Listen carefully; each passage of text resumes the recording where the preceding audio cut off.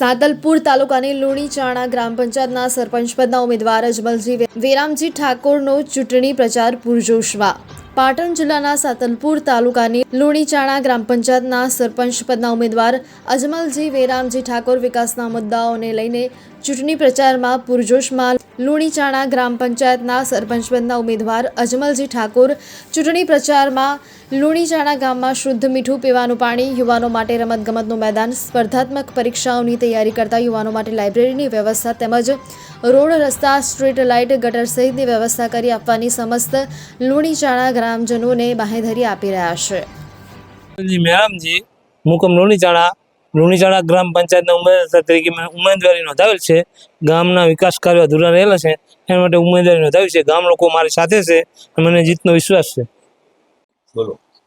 હું દેવાભાઈ ઠાકોર, ગામ લુણીચાણા।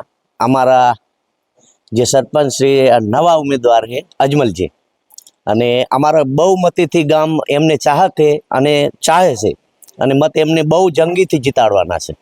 જીત્યા પછી કેવા કામ કરશે? જીત્યા પછી અમને ખૂબ વિશ્વાસ છે, આ 25 વર્ષમાં ના થયા હોય કામ કરવાના છે બધા। અત્યારે ગામની અંદર કઈ સમસ્યા છે? ગામની અંદર રોડ, રસ્તા, ગટર, પાણી, બધી શૌચાલય સુધીની બધી કોઈ નથી, બધી તકલીફ નવરી તકલીફ જ ઊભી છે, બીજું કશું જ નથી। મારું નામ દેવાભાઈ છે।